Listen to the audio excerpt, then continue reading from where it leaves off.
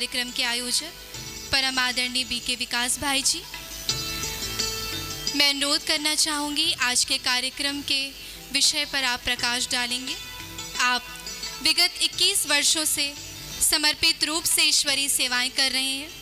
आप meditation memory trainer, Akhil Bharatiya Hindi महासभा उत्तर छत्तीसगढ़ के प्रांत महामंत्री एवं योग आचार्य हैं। आपने 1000 से भी अधिक सेशन तनाव मुक्त जीवन, memory training, health wealth happiness जैसे प्रोग्राम जैसे विषयों पर अनेक स्थानों, ग्रामीण व शहर, स्कूल, कॉलेजेस, हॉस्पिटल, ACCL जैसे अनेक संस्थानों में निःशुल्क रूप से सेशन लेकर golden book of world record में अपना नाम दर्ज कराया है। आप world wide book record holder भी हैं। आपने 5 किताबें लिखी हैं जिसमें मेडिटेशन एक समाधान, हीलिंग मेडिटेशन, इस मेडिटेशन के एक्सपेरिमेंट दिए गए हैं जिसके माध्यम से बहुत से लोगों ने लाभ उठाया है। तो आज के कार्यक्रम के विषय पर प्रकाश डालने हेतु मैं मंच पे उपस्थित परमादरणीय ब्रह्मा कुमार विकास भाई जी से अनुरोध करती हूँ। जोरदार तालियों से हम सभी स्वागत करते हैं। ओम शांति। सभी मेरे साथ बोलेंगे, भारत माता की, भारत माता की, भारत माता की। संस्कृत में श्लोक आता है, एकस चंद्रस तमोहंति न च तारा गणा अपि। रात्रि के अंधकार को दूर करने के लिए एक चंद्रमा पर्याप्त होता है, लेकिन आज की इस सुंदर रात्रि पर हमारे बीच मंच पर, मंच के ऊपर भी और मंच के सामने भी आप सभी सूर्य की तरह चमक रहे हैं। आप सभी की उपस्थिति इस बात को आलोकित कर रही है कि समाज सेवा समस्या नहीं, एक उत्सव है। मैं आप सभी को दिल से अभिवादन करता हूँ और नमन करता हूँ। हमने उम्मीद नहीं की थी कितनी अच्छी उपस्थिति होगी, उससे बढ़कर उपस्थिति हमारे बीच हुई है और आप सब यहाँ उपस्थित हैं। इसे देख करके बहुत अच्छा लग रहा है। बहुत धैर्यवत आप कार्यक्रम का लाभ उठा रहे हैं। कुछ नई चीज़ें आपके सामने आ रही हैं, हम देख रहे हैं, जान रहे हैं, समझ रहे हैं। अध्यात्म अपने आप में एक शक्ति है। हम सब जानते हैं कि आज यहाँ पर कोई भी ऐसा नहीं होगा जिन्होंने जीवन की समस्याओं को पार न किया हो। कोई भी यहाँ ऐसा जिन्होंने बिना संघर्ष किए आगे बढ़ गए हैं? कोई है ऐसा जो हाथ उठाएंगे? जिन्होंने कोई संघर्ष नहीं किया और आगे बढ़ गए? कोई भी ऐसी सभा में उपस्थित नहीं। हर किसी ने हर तरह का संघर्ष किया होगा। संघर्ष की परीक्षाओं के रूप अलग हो सकते हैं, लेकिन जीवन में समस्याएं आती हैं। मैं अपने कुछ अनुभव रखना चाहूँगा। हमारे लौकिक पिताजी बहुत ज़्यादा ड्रिंक किया करते थे, और जो बहुत शराब पीता है वो दूसरा काम ये करता है कि अपनी ताकत अपने बीवी बच्चों पे दिखाता है। तो घर पे बहुत ज़्यादा घरेलू हिंसा का माहौल था। नशे में डूब करके वो शायद ये भूल जाते थे कि हम उनके बच्चे हैं, पशु नहीं। एक खराब समय था वो, जब मुझे अध्यात्म का सहारा मिला। परीक्षाएं इतनी ज़्यादा थी।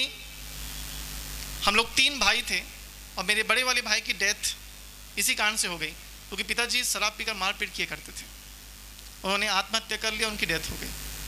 उनकी डेड बॉडी को देख करके माताजी मानसिक रूप से डिस्टर्ब हो गए, जो आज तक भी शायद 99% में है, 100% ओके नहीं हो पाई है। वो एग्ज़ाम उनके जीवन में हुए, हमने देखे वो परीक्षाएं। लेकिन इन परीक्षाओं के बीच कोई शक्ति बनी तो अध्यात्म था। मैं कक्षा 10वीं से अध्यात्म के मार्ग में जुड़ा।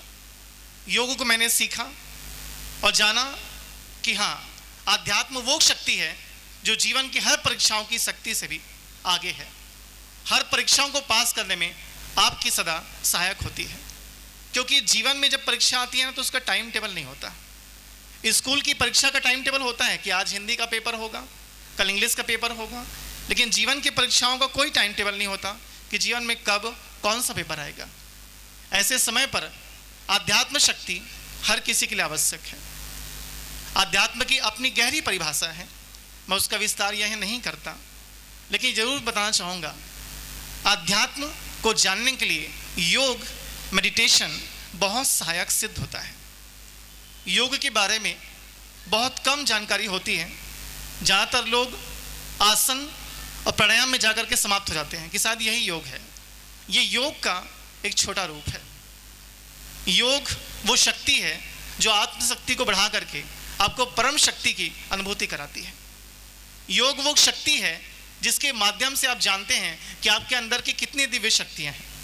अगर ये वीडियो काम कर रहा हो तो मैं आपको एक पिक्चर दिखाना चाहूँगा। बाल झड़ना एक प्रॉब्लम होती है ना, बाल झड़ते हैं, बाल झड़ते हैं। हमारी एक दीदी थी जिनका बाल बहुत झड़ता था। उन्होंने मेडिटेशन की उस पावर का प्रयोग किया और मेडिटेशन का पावर का प्रयोग करके ना केवल उनके बाल झड़ने बंद हुए, उन्होंने Guinness book of world record में अपना नाम दर्ज किया बालों से ट्रक खींच करके।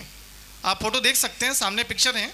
ये सेंटर की समर्पित दीदी हैं, जैसे अभी बहनें समर्पित हुई ऐसे ही इन्होंने अपने बालों से Guinness book of world record में नाम दर्ज किया बस खींच करके। उसमें उनसे पूछा गया इंटरव्यू में कि दीदी आप कौन सा शैम्पू लगाते हैं, कौन सा शैम्पू लगाते हैं? उन्होंने कहा एक ही शैम्पू है, मेडिटेशन, मेडिटेशन और मेडिटेशन। हमारे और एक भाई हैं जिनका नाम है आशीष भाई, जिनका अभी बिलासपुर में आगमन हुआ था।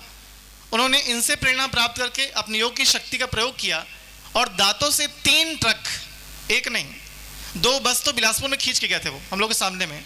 3 ट्रकें उन्होंने खींची और उन्होंने भी अपना नाम golden book of world record में नाम दर्ज किया। तो देख रहे हैं एक बस नहीं, इसके पीछे लगभग 4 से 5 बसें हैं, वो अपने दांतों से खींच रहे हैं।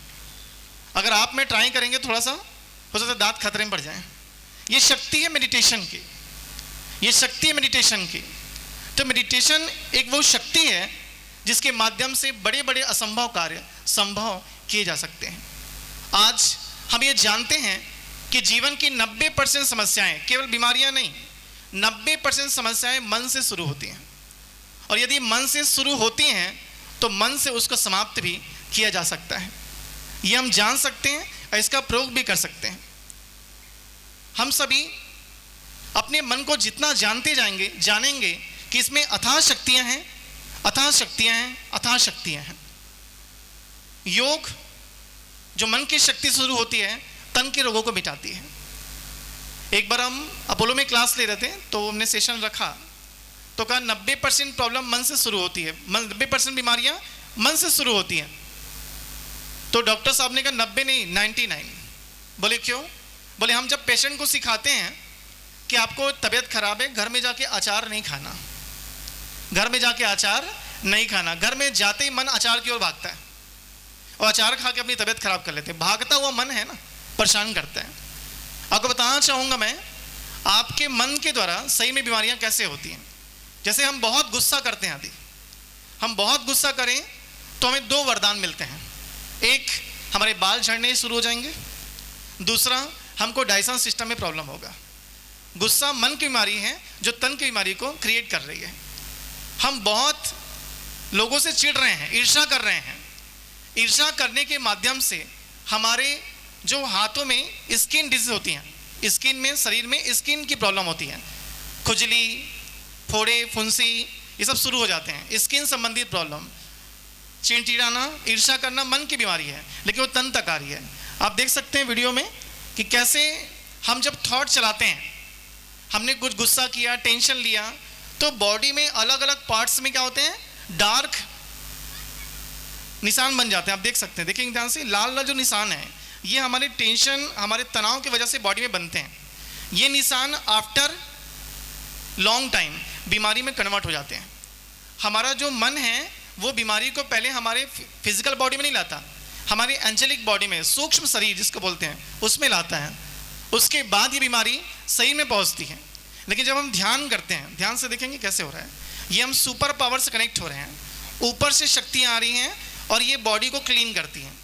पहले आपके सूक्ष्म शरीर से बीमारियां साफ होती हैं, फिर वो स्थूल शरीर से बीमारियां आपकी साफ हो जाती हैं। तो मेडिटेशन यही प्रोसेस है, पहले बीमारी को मन से ख़त्म करना, उसके बाद फिर बीमारी को तन से ख़त्म करना। तो मेडिटेशन एक बहुत गहरी साधना, बहुत सरल, बिना पैसे की इलाज करने वाली दवाई है जो आपको ठीक कर सकती है। इसका विस्तार अभी मैं नहीं करता क्योंकि समय कम है, सर का भी समय बहुत कीमती है। मैं कार्यक्रम को आगे बढ़ाते हुए जरूर बताना चाहूँगा, अभी आपके बीच जो बहनें पहुँची हुई थी, मैं सन 2003 में इस संस्था में पहली बार आया था। जब पहली बार आया, संस्था को देखा मैंने, जाना मैंने, तो एक प्रश्न उठा था कि ये कैसे अपना जीवन यहाँ लगा देते हैं। सैलरी तो मिलती नहीं है। मैं पूछता था कि दीदी आप लोग की तनख्वाह कितनी होती है? हमारे बीच रानी दीदी जी बैठी, उस समय सेंटर में थी, बहुत छोटा था उस समय। तो हम लोग जानने की कोशिश करते थे दीदी की तनख्वाह कितनी होती है, क्योंकि फुल डे ड्यूटी है, इसमें दिन भर सेवा है। दीदी ने बताया कोई तनख्वाह नहीं है, केवल आप लोग की दुआएं हैं। आश्चर्य लगा। आज जहां पर 11 रुपए का चंदा देने के लिए लोग 3 बार घुमाते हैं, बेटा कल आना, परसों आना, वहां पे लोग अपना जीवन कैसे लगा रहे हैं?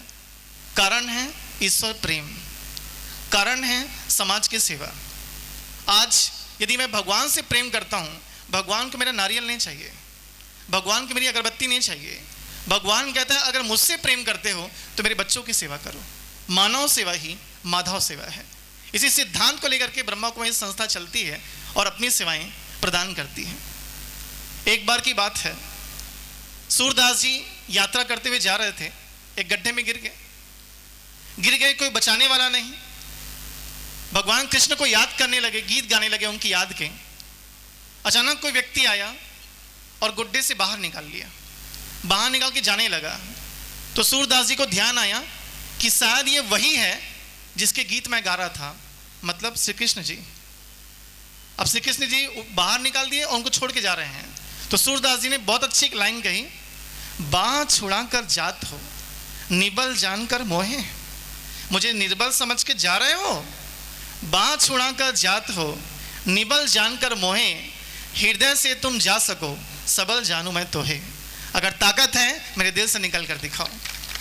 मेरा प्रेम इतना गहरा हो जाए भगवान के प्रति कि मैं उसे चैलेंज कर सकूं कि इस संसार में ये शरीर भी चला जाएगा, मेरी प्रीत तेरे प्रति कम नहीं होगी।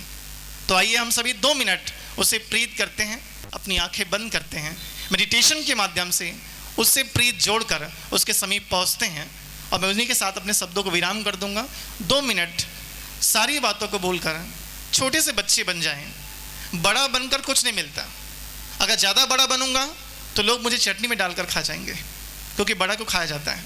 तो बच्चे बनकर 2 मिनट उसे याद करते हैं, अपनी आंखें बंद करते हैं, बाहर की हलचल से स्वयं को दूर हटाते हैं, बाहर की सभी बातों से स्वयं को हटाते हुए सभी अपनी आंखें बंद करें, केवल अंदर की ओर चले, केवल अंदर की ओर।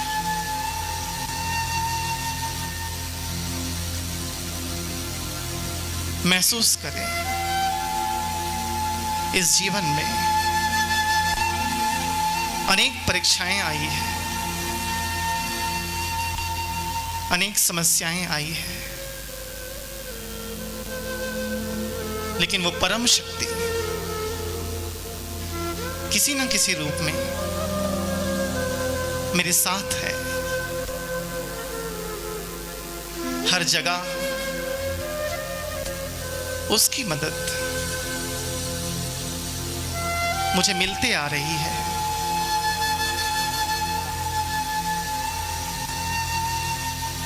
आज इस पावन समय पर मैं उसे जिस रूप में याद करता हूं, महसूस करें वो आपके सिर के ऊपर छत्र छाया के रूप में है।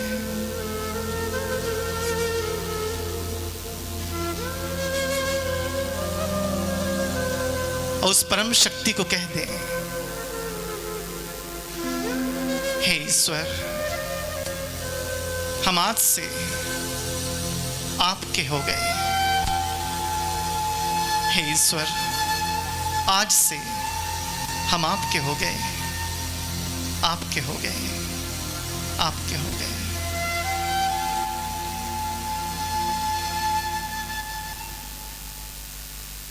एक छोटी सी घटना। एक बार चार्ली चैपलिन जी को आप जानते होंगे, पुराने हास्य कलाकार हैं। एक लाइन में सुनेंगे, बहुत अच्छी घटना है, सत्य घटना है। अनाथ आश्रम के बच्चों ने चार्ली चैपलिन जी से संपर्क किया और उन्होंने कहा हमारे अनाथ आश्रम में खाने पीने के लिए व्यवस्था नहीं हो पा रही है, क्या हमारे लिए आप एक शो करेंगे? अगर आप एक शो करेंगे तो कुछ पैसे मिलेंगे जिससे हमारे बच्चे खा पी सकेंगे। और चार्ली चैपलिन जी ने हाँ कह दिया। उस समय के बहुत बड़े स्टार थे वो। 1 महीने बाद शो की बुकिंग हुई, सारे टिकट बिक गए। ध्यान सुनेंगे, सत्य घटना है। जिस दिन शो था उस दिन चार्ली चैपलिन जी की इकलौते बेटे की मौत हो गई। इकलौते बेटे की मौत हो गई। अब बच्चे की डेड बॉडी के साथ वो ऊपर के कमरे में बैठे हैं। नीचे अनाथ आश्रम के लोग आए हैं, बोले सर शो का टाइम हो गया है। तो मैनेजर ने कहा इनको भगा दूं मैं? बोले 2 मिनट रुको। उन्होंने बहुत ध्यान से अपने बेटे को देखा, उनकी डेड बॉडी देखी, नीचे आए, कपड़ा पहने और शो करने चले गए। उस दिन उन्होंने स्टेज पर सबको खूब हंसाया। बीच बीच में बच्चों को देख के रोते थे वो, लेकिन अपने बच्चे की याद आती थी। फिर भी उन्होंने शो किया 1 घंटे, तालियां बजी, शो का पूरा फायदा हो गया। खत्म होने पर लोगों ने कहा सर 2 शब्द कहेंगे आज? चार्ली चैपलिन जी ने कहा नहीं कह सकता, मेरे बेटे का अंतिम संस्कार करने के लिए मुझे जाना है। लोगों ने कहा तुम जोकर हो, बेटा मरा है, तुम यहाँ चले आए, शर्म नहीं आई? चार्ली चैपलिन जी ने कहा माइक पकड़ के, पूछ रहे हो तो सुनो। बोले जब अनाथ आश्रम के लोग मेरे पास आए थे तो मेरे मन में एक प्रश्न था कि मैं अपने एक बेटे के लिए बैठकर रोऊं या 100 बेटों के लिए हंसूं। 100 बेटों के लिए हंसूं। मैंने डिसाइड किया कि मुझे 100 बच्चों के लिए हंसना है और हंसाना है। ये सब बच्चे मेरे अपने हैं, इसलिए मैं शो करने चला आया। यही अध्यात्म है। अध्यात्म पूजा और पाठ किस तक सीमित नहीं है। अध्यात्म एक प्रेम है, अध्यात्म सहयोग की भावना है। और मैं यकीनन कहना चाहूँगा यहाँ पे बहुत सारे NGOs उपस्थित हैं जिनको मैं बहुत करीबी से जानता हूँ, इतनी अच्छी सेवाएं कर रहे हैं वो। जरूर आज उन सबका सम्मान होगा। एक मोमेंटो से नहीं हो जाता, लेकिन भावना रहती है कि कुछ करें। आप सभी को बहुत बहुत धन्यवाद। ओम शांति। जहाँ मैडम पहुँच चुकी है तो मैं अनुरोध करना चाहूँगी ब्रह्मा कुमारी बहनों से तिलक व पुष्प गुच्छ से स्वागत करेंगे, और आप सभी से अभी अनुरोध है जोरदार तालियों से स्वागत करेंगे। जिस प्रकार से भाई जी ने अपनी स्पीच में कहा कि समाज कल्याण की भावना किस प्रकार से हमें स्वयं में भरनी है, उसे मिल करके चलाना है, तो समाज कल्याण के इस कड़ी को और भी मजबूत और आगे बढ़ाने के लिए हमारे सेवाधारी भाई बहनों ने मिलकर एक NGO का गठन किया है। तो मैं अनुरोध करना चाहूँगी हमारे सभी मुख्य अतिथियों से अपने कर कमलों से आज इस श्रेष्ठ कार्य का आगाज़ करेंगे। हमारे सभी NGO के जो सदस्य हैं वो भी मंच पे आ जाएंगे।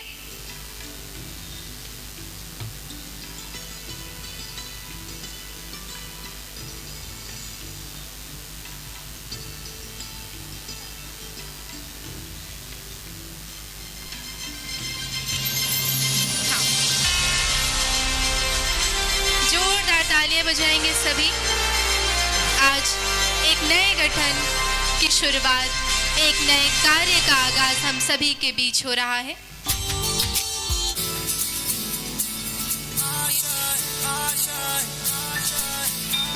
कुछ पाने की हो आस आस, कोई अरमा हो जो खास खास आशाएं। बहुत बहुत धन्यवाद। हर कोशिश में हो बार बार बहुत से उद्देश्य रहेंगे जिसके अंतर्गत जो सेवाएं चल रही हैं वो चलती रहेंगी, लेकिन इस शिव छाया का पहला प्रोजेक्ट, पहला शक्तिशाली प्रोजेक्ट रहेगा शिव छाया वृद्धाश्रम। तो आज से शिव छाया वृद्धाश्रम का यह निर्माण कार्य प्रारंभ हो जाएगा। हमारी ये कोशिश रहेगी कि जल्द से जल्द इसकी ओपनिंग भी कर दी जाए। इसके अंतर्गत सर्वप्रथम माताओं की रहने की व्यवस्था की जाएगी, उसके पश्चात पुरुषों की, फिर बाद में बच्चों के लिए भी अनाथ आश्रम खोलने का संकल्प किया गया है। तो मैं अनुरोध भी करना चाहूँगी जो भी भाई बहनें इस वृद्धाश्रम की सेवा के लिए सहयोग करना चाहेंगे वे अवश्य करें। आपका थोड़ा सा भी सहयोग सम्माननीय है, और यदि कोई धन से सहयोग नहीं भी कर सकता है तो वह ज़रूर मन से दुआएं दीजिए, दिल से संकल्प करिए, क्योंकि आप सभी की दुआएं परमात्मा के इस कार्य को बहुत ही आगे बढ़ाएंगी। तो आप सभी का से नम्र निवेदन होगा, दिल से भर भर कर दुआएं दीजिए कि समाज कल्याण का, विश्व कल्याण का कार्य इसी प्रकार चलता रहे। एक बार की बात है, एक बुढ़िया होती है, तो जो बूढ़ी माता होती है वो भगवान की बहुत बड़ी भक्त होती है।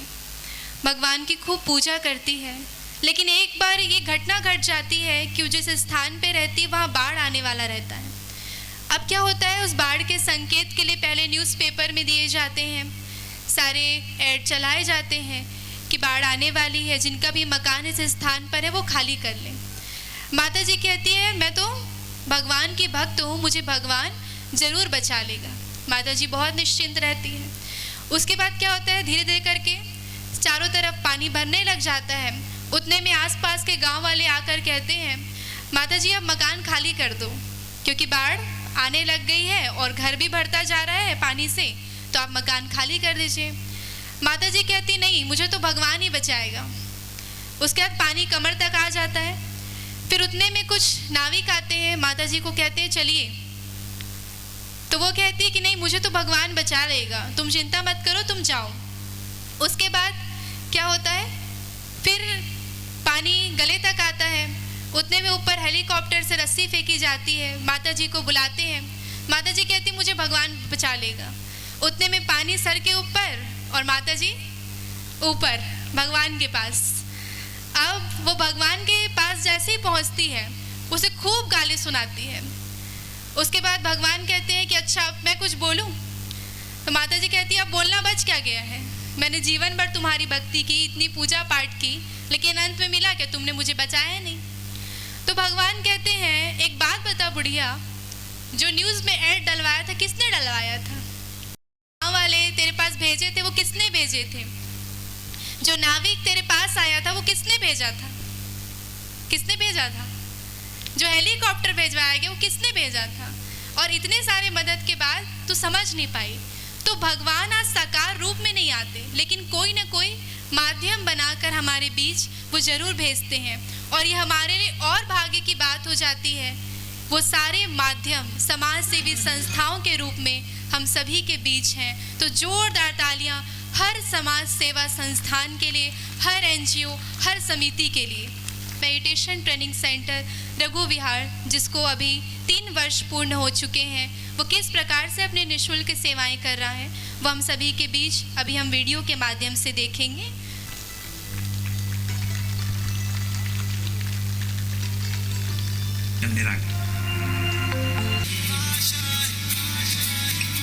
इंटरनेशनल योगा डे, योग दिवस का प्रोग्राम, मीडिया सम्मान समारोह।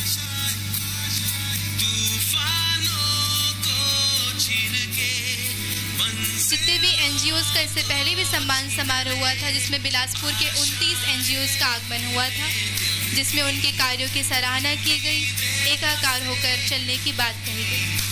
वृद्धाश्रम में अनेक प्रकार की सेवाएं चलती रहती हैं। हमारा जो कल्याण कुंज वृद्धाश्रम है, इसके अलावा भी मानसिक चिकित्सालय में जो पेशेंट्स हैं उनको किस प्रकार से उमंग उत्साह में भरना है, उनके साथ मिलकर कुछ खुशियों के पल व्यतीत करना, बच्चों के चारित्रिक एवं मानसिक विकास के लिए समर कैंप का आयोजन, जिसमें आर्ट एंड क्राफ्ट, इसके अलावा भी बहुत सी विशिष्ट कलाएं, नृत्य, सेल्फ डिफेंस के लिए कराटे। नमस्कार आदरणीय एडिशनल एसपी मैडम, आप सभी को मैं बताना चाहूँगी कि बीके विकास भाई को लगभग मैं 7-8 सालों से जानती हूँ। जब मैं कॉलेज में हुआ करती थी उस टाइम मुझे भी कभी कभी लगता था कि थोड़ा टेंशन है, थोड़ी प्रॉब्लम है।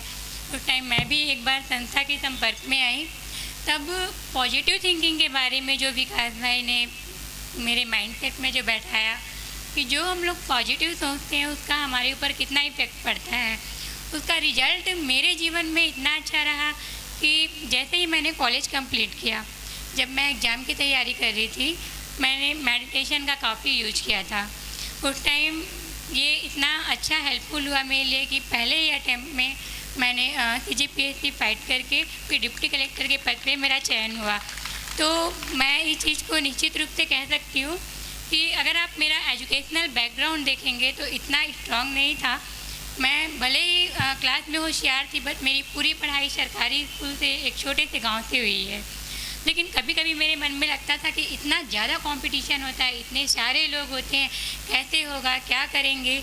लेकिन जब योग, मेडिटेशन इन सब चीज़ों के संपर्क में आई तो एक ही चीज़ मैंने ध्यान में रखा कि मुझे तो एक ही सीट चाहिए और वो सीट मुझे मिलेगी। तो पढ़ाई तो हम करते हैं, लेकिन अध्यात्म साथ साथ हमें इतना हेल्पफुल करता है कि वो हमारे लिए एक्स्ट्रा एनर्जी का काम करता है। और कभी हमारे मित्र प्रोफेसर मनीष श्रीवास्तव जी,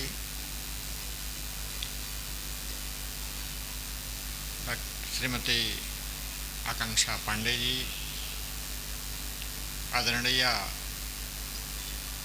ब्रह्मा कुमारी मूर्ति दीदी जी, शारदा दीदी जी, कार्यक्रम के आयोजक ब्रह्मा कुमार विकास भाई जी, मंच के सामने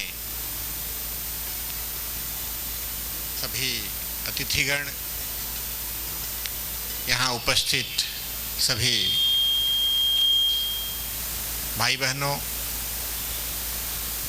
और प्यारे बच्चों, ये सौभाग्य की बात है कि इस कार्यक्रम में मैं सम्मिलित हुआ।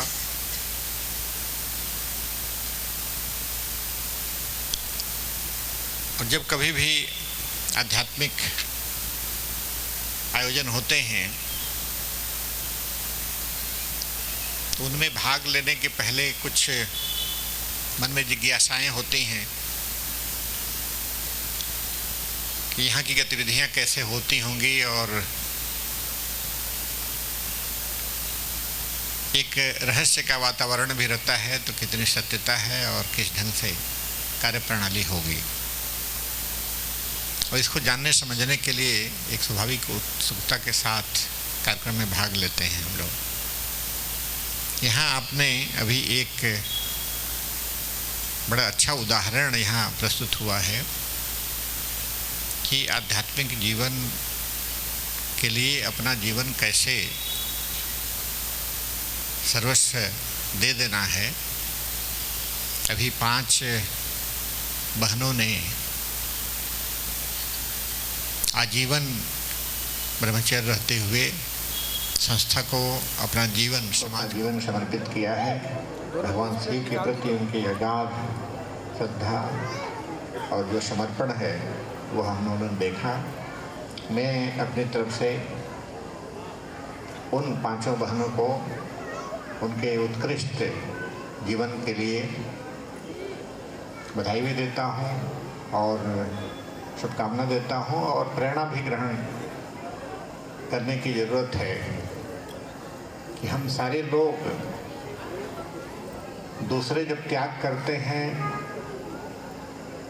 उसकी भूरी भूरी प्रशंसा करते हैं, लेकिन जब अपने ऊपर आता है तो लेश मात्र भी त्याग करने के लिए हम तैयार नहीं होते। आप लोग इतने लोग हैं, 2 दिन 4 दिन 1 आध महीने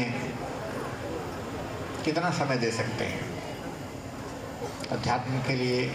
जिस भी ईश्वर को मानते हैं उसके प्रति आपका समर्पण या समाज के लिए बड़ा मुश्किल ये होता है।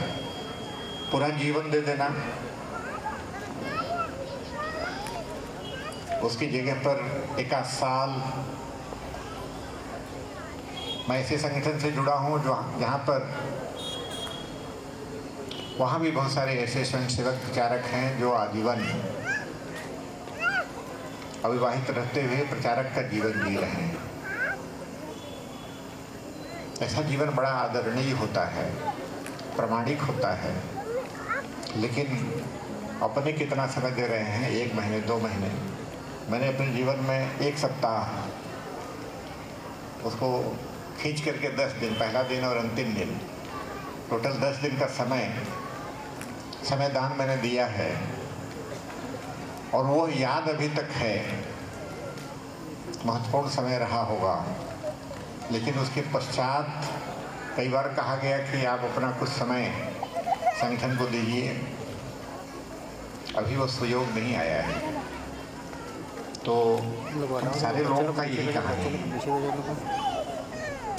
ऐसी स्थिति में एक प्रेरणा की बात है कि हम लोग कैसे अपने जीवन को उदात्त जीवन की तरफ ले जाएं। प्राय आप देखते हैं कि जो धार्मिक कृत्य हम लोगों के होते हैं, पूजा पद्धति, वह हमारे धार्मिक जीवन का या जो पूजा पद्धति का एक हिस्सा है, वह आध्यात्मिक जीवन नहीं है। लेकिन यहाँ हमने बहुत सारे प्रकल्प देखे, बहुत सारे सेवा के कार्य देखे, जो आप देख रहे हैं कि लगातार एक के बाद एक पर खाया है। लेकिन एक दूसरा पक्ष ये भी है कि परिवार ने अपने वृद्धों को छोड़ दिया। इस शर्म की बात हो, वो स्थिति नहीं आनी चाहिए। यहाँ यही प्रेरणा लेने की बात है कि हम अपने वृद्धों की कैसे देखभाल करें, क्योंकि वह जो वृद्ध है केवल आपके परिवार का ऐसा सदस्य नहीं है जिसकी उपयोगिता नहीं रह गई है, उसकी उपयोगिता हमेशा रहती है। आपके लिए सलाह देने का काम, आपके घर पर आपके बच्चों को अच्छी शिक्षा देने का कार्य, और साथ ही साथ परिवार के सदस्यों में जुड़ाव हो, इसका कार्य वह वृद्ध करता है। और भावनात्मक लगाव तो आपका होना ही है कि आपके माता पिता हैं, वो आपके दादा दादी हैं। यह भी एक प्रेरणा लेने की बात है। भगवान रामकृष्ण परमहंस जो स्वामी विवेकानंद के गुरु थे, उन्होंने एक बड़ी अच्छी बात की, बड़ी प्रेरणा की बात है।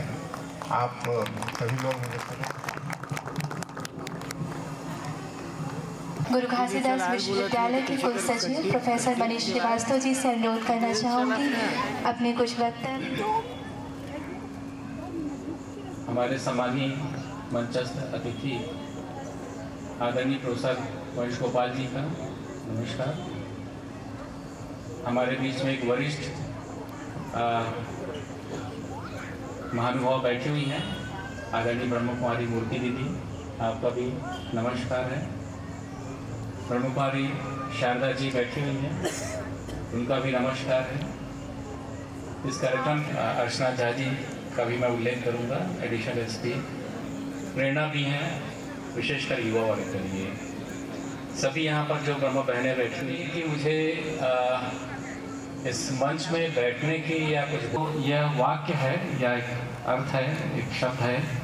इस विषय का प्रणेता नहीं हूँ, इस विषय का विद्वान नहीं हूँ, लेकिन मुझे लगता है कि जितना मैं सोच सकता हूँ जीवन के बारे में या स्वयं के बारे में, उतना शायद बाहर के लिए कोई ठेला लगाया होगा या कोई रेहड़ी लगाया होगा तो भी सोच सकता है। तो वही दृष्टि मेरी भी है कि नारी शक्ति का जो उपयोग है या उसका जो कहना चाहिए रोल होता है, वह वही रोल है जो शिव और पार्वती के संगम में है। पार्वती, बहुत सारी कहानियां हैं उसके समय, कहीं भी अद्वैत से मुक्त नहीं है, माफ करिएगा, द्वैत से मुक्त नहीं है। हम अद्वैत की बात करते हैं लेकिन हम द्वैत से मुक्त नहीं हैं। सवाल ये है कि ऐसे जीवन में जब आप यहाँ पर हैं तो शिव का संगम, शिव से संगम कैसे हो? प्रश्न मेरा घूम फिर के फिर वही आता है कि शिव से संगम कैसे हो। तो शिव से संगम करने के लिए आपको जीवन के वो सारे रूप जो हो सकते हैं सबको धारण करना, सबको स्वीकार करना आवश्यक है। हर्ष का हो, विषाद का हो, गृहस्थ का हो, ब्रह्मचर्य का हो, अमीरी का हो, गरीबी का हो, मुफलिसी का हो, अमीरी का हो या कुछ भी हो, जीवन के हर भाव का आपको धारण करने की क्षमता यदि आप में है, तब तो आप शिव संगम के पात्र हैं। अभी मंच पर हमारी 5 बहनों ने जो आजीवन ब्रह्मचर्य की शपथ ली है और उस शपथ के दौरान उन्होंने उसके पूर्व भगवान शिव की पूजा अर्चना की है, उनका अभिनंदन किया है। पता नहीं मुझे कहना चाहिए कि नहीं कहना चाहिए, और हो सकता है कि आगे से आप लोग मुझे बुलाने के बारे में दोबारा सोचें। जीवन में ब्रह्मचर्य मुझे स्वीकार्य नहीं है, और ब्रह्मचर्य और अध्यात्म जिसकी हम बात करते हैं, अध्यात्म तो एक बहुत सिंपल सी, उसकी बहुत सरल सी परिभाषा मुझे लगती है कि जब आप अपनी आत्मा के अधिशासक हो जाते हैं। अधिआत्मा मतलब आप अपनी आत्मा के शासक खुद हो जाते हैं। और उसी को जैसा कि हमारे आदरणीय विकास जी ने कहा और हमारे सभी वक्ताओं ने कहा कि अपने आप को पहचानना, अपने में निहित शक्तियों को पहचानना, वही अध्यात्म है।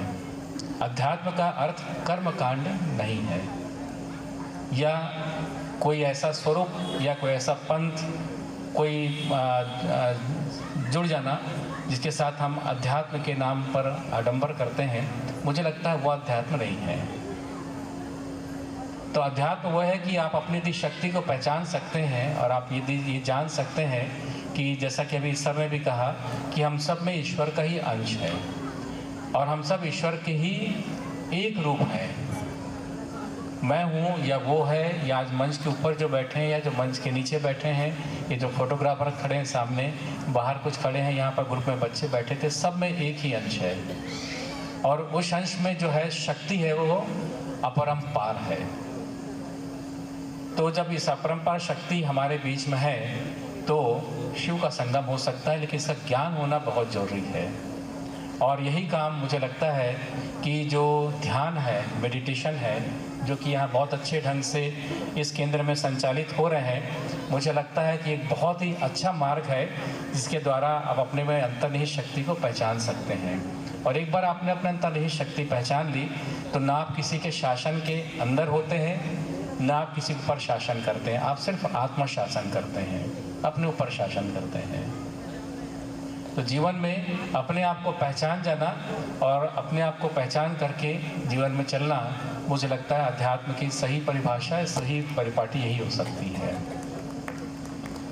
जहाँ तक बात ब्रह्मचर्य की है तो हो सकता है कि मैं थोड़ा सा इमोशनली भी यहाँ पर वो हो गया कि इतनी कम उम्र में बच्चों ने सब कुछ छोड़ दिया है। निश्चित रूप से ये प्रेरणा की बात है, समाज को प्रेरणा लेना चाहिए कि जब ये कर सकते हैं तो हम क्यों नहीं कर सकते हैं। लेकिन हाँ, स्वरूप कैसा हो।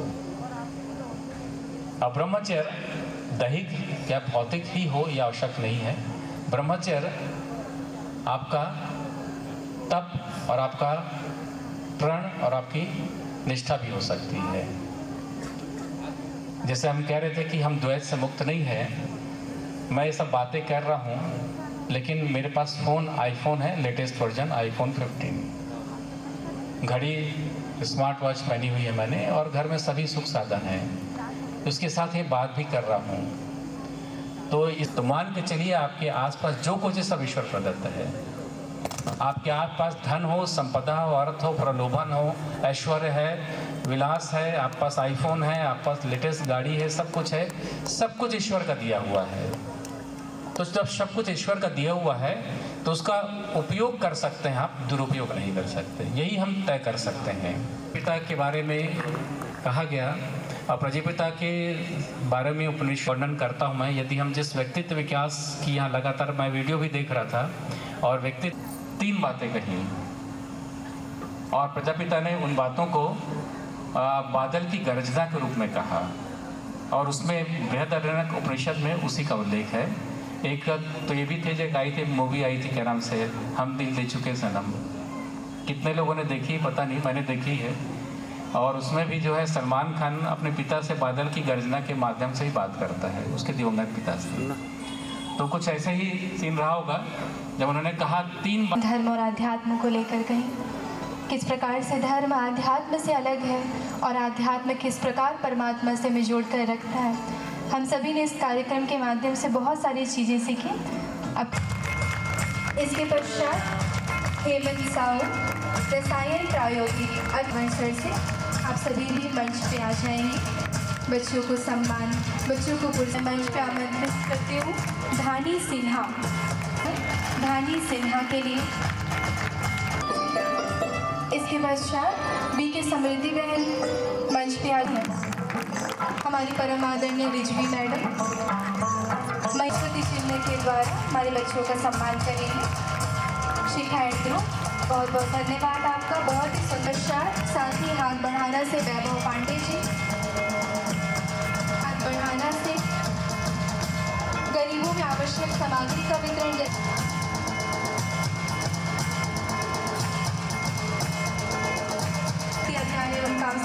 करते हैं रोटी सेवा बैंक से प्रवीण कोशर जी एंड ग्रुप, अरुणिमा मिश्रा जी एवं उनके साथी, मनोज सोनी जी एवं उनके साथी अभिवादन करते हैं। इसके पश्चात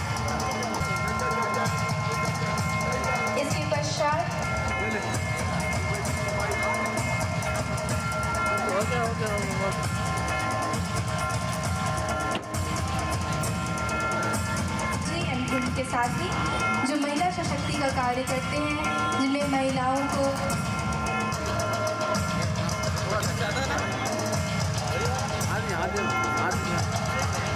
आप थोड़ा पीछे रहिए, थोड़ा हाथ दीजिए ना, आप हाथ दो ना वहीं पे, मैम हाथ दीजिए ना। समर्पित सिंह सुरेश जी जैसे कई प्रकार की समाज सेवाएं करते हैं। फाउंडेशन अविनाश सिंह जी एवं उनके साथी जी,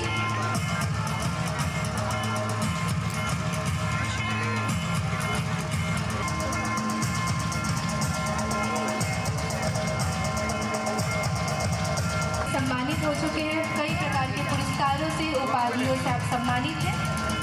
यह हमारे डिसूजा जी,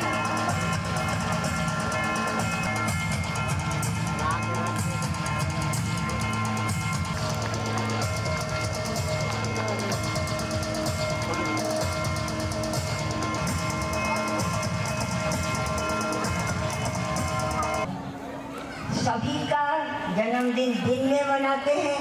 महाशिवरात्रि क्यों मनाते हैं? क्योंकि इसका असली रहस्य है असतो मां सद्गमया तमसो मां ज्योतिर्गमया विद्योन्मा अमृतं गमया। अर्थात हे प्रभु, मुझे असत्य से सत्य की ओर ले जाओ, अंधकार से प्रकाश की ओर ले जाओ। तो आज हम सबके अंदर अज्ञानता कहिए या आत्मशक्ति की कमी कहिए या कुछ आज जो देखते हैं संसार की हालत कहते, कलयुग की कमियां कहो, यह सब कमियां एक अंधकार है। और इस महा संगम के पश्चात हम सबके अंदर ये कमियों को संपूर्ण समाप्त करके इस कार्यक्रम में महाशिवरात्रि मना रहे हैं। महापरिवर्तन हम सबके अंदर आए और राजयोग से हम प्रकाश की ओर जाएं, यही मेरी परमात्मा की कहिए, मेरी कहिए, यही तमन्ना, यही वो परमात्मा शिव, सदा शिव, बाकी सब देवताएं हैं। उस परमात्मा शिव को जो ज्योति बिंदु है, जो बिन पग चले सुने बिन काना, कर बिन करम करे विधि नाना, आनंद रहित सकल रस भोगे, वो परमात्मा आज प्रजापिता ब्रह्मा के तन में आके हम सबके बीच अपना श्रीमत श्रेष्ठ मत दे रहे हैं, जिससे हम सब आत्माओं का, उसके संतान का परिवर्तन हो जाएगा। होना ही है, उसे करना ही है। और यही भारत, यही दुखमय संसार सुखमय संसार बनेगा, यही भारत स्वर्णिम भारत बनेगा। हम सब स्वर्णिम भारत की ओर इस कार्यक्रम के पश्चात यात्रा आरंभ करें और हमारी यात्रा सफल रूप से संपन्न हो जाए।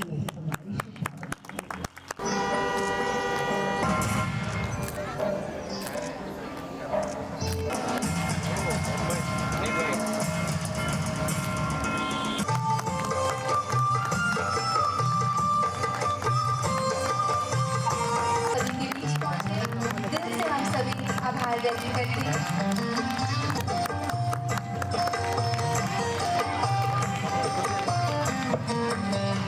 आपका दिल से आभार। इसके पश्चात आज के इस कार्यक्रम में आपने उपस्थित होकर बहुत ही सुंदर धर्म, हमारी सारी भावनाएं उस ईश्वर तक अवश्य ही पहुंचती हैं। तो अभी हम सभी महाआरती के माध्यम से हम सभी अपनी भावनाएं, शुद्ध भावनाएं परमात्मा के सामने अर्पित करेंगे। कर्पूर गौरम करुणावतारम अवतारम संसार सारम भुजगेन्द्रहारम सदा वसन्तं हृदयारविन्दे भवं भवानी सहितं नमामि भवं भवानी सहितं नमामि। बोलिए राजाधिराज महाकाल सरकार की।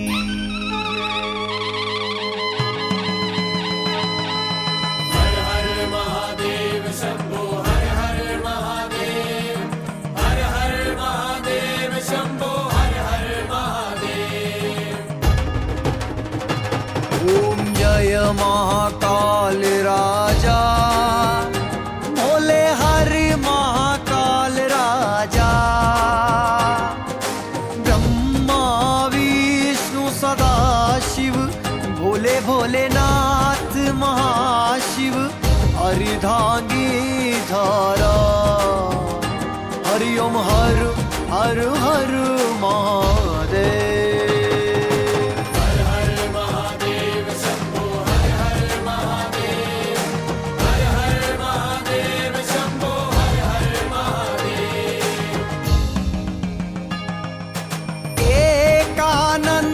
चतुरानन पंचानन राजे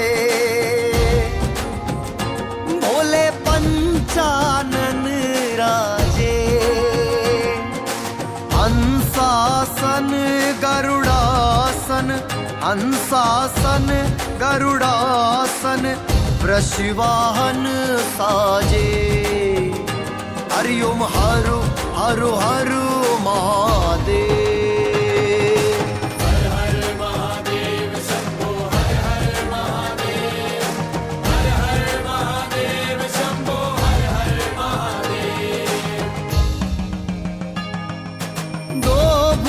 चार चतुर्भुज दस भुज अति सोहे ए भोले दस भुज अति सोहे तीनों रूप निरखता भोले जी का रूप निरखता त्रिभुवन जन मोहे हरि ओम हर हर हर महादेव। हर हर महादेव शंभो हर हर महादेव हर हर महादेव शंभो हर हर महादेव। अच्छी माला वनमाला रुणमाला धारी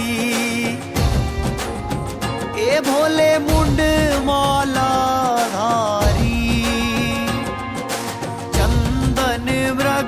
मत सोहे चंदन मृग मत सोहे भाले शशिधारी हरि ओम हर हर हर महादेव।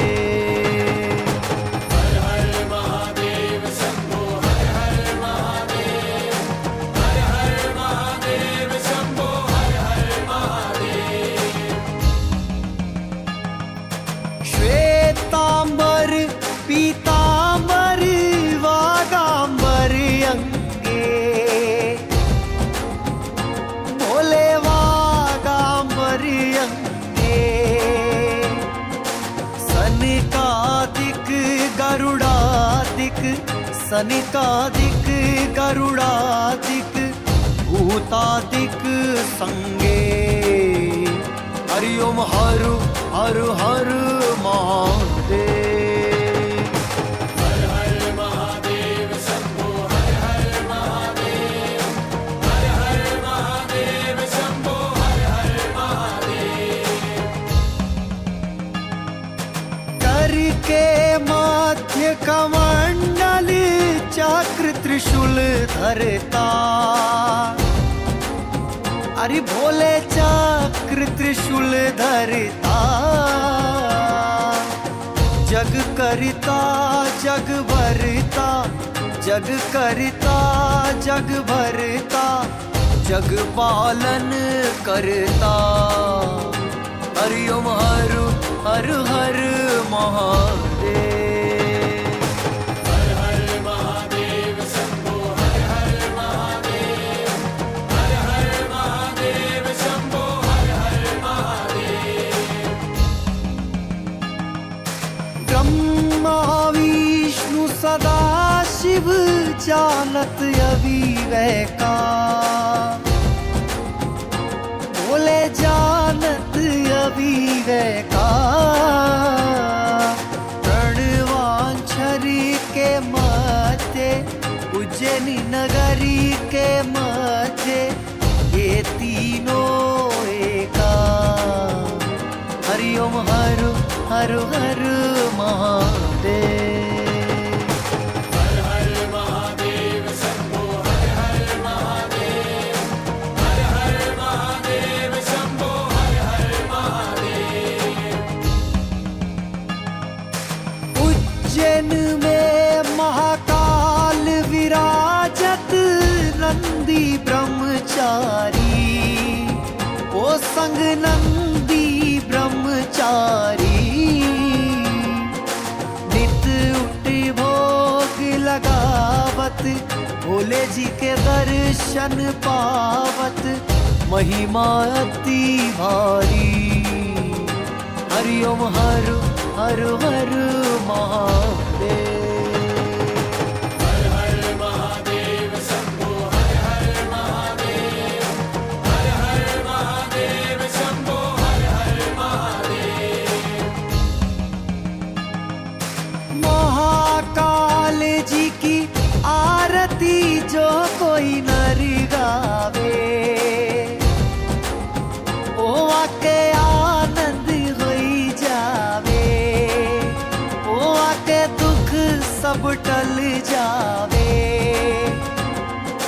कहत शिवानंद स्वामी मन भजत हरे हर स्वामी मन वांछित फल पावे।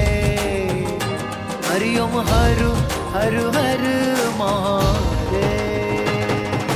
हर हर महादेव शंभो हर हर महादेव। हर हर महादेव शंभो हर हर महादेव। हर हर महादेव शंभो हर हर महादेव। हर हर महादेव शंभो हर हर महादेव।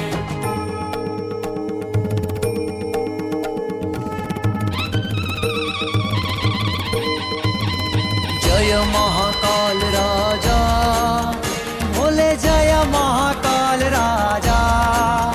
भोले ओढ़त मृग छाला भोले माथे गंगधारा। भोले रहते मतवाला भोले भूरी जटा वाला। भोले बस मीरा माने वाला। अरे भोला पार्वती को प्यारा। ब्रह्मा विष्णु सदा शिव भोले भोलेनाथ महाशिव अर्धांगी धारा। हरि ओम हर हर हर महादेव। हरि ओम हर हर हर महादेव। हरि ओम हर हर हर महादेव। बोलिए राजाधिराज महाकाल सरकार की जय।